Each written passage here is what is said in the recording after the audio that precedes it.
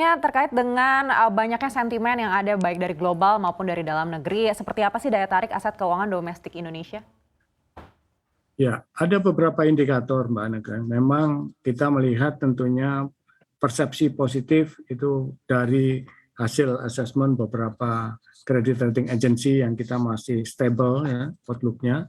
Dan tentunya kita melihat interest rate atau yield differential antara US Treasury dan SPN kita yang hari ini kalau kita lihat mungkin sekitar 490 sampai 500 basis point.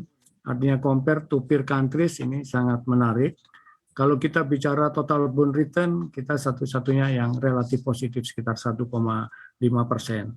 Kemudian kita juga melihat beberapa assessment dari global investor ya, seperti Goldman Sachs yang masih melihat bahwa even bond korporasi Indonesia juga masih menilai cukup stable dan atraktif buat foreign investor.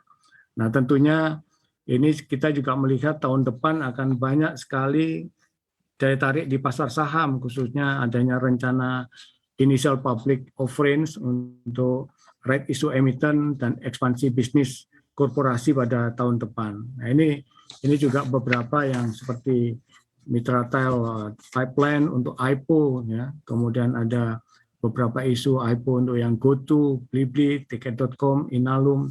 Ini akan memberikan warna bahwa tahun depan situasinya mudah-mudahan akan sangat kondusif, paling tidak di semester pertama akan memberikan harapan yang lebih baik. Tentunya thanks to government policy juga bahwa kinerja dari vaksinasi kita sangat dihargai, diapresiasi oleh WHO, dan ini akan memberikan satu stimulus yang bisa mendorong proses recovery ekonomi akan berjalan dengan lebih baik juga. Pak Riyadi bicara IPO atau rights issue, kalau kita melihat IPO jumbo seperti GoTo yang juga digadang-gadang di tahun depan, ini sebesar apa sih akan mempengaruhi dana inflow asing untuk masuk ke Indonesia? Ya, ada beberapa estimasi ya, ini masih estimasi, tentunya nanti pada mendekati tanggalnya akan kelihatan. GoTo ini kami perkirakan sekitar 3 sampai 4 miliar US dollar. Jadi sekitar by assumption ini 10% saham akan dilepas ke publik gitu ya.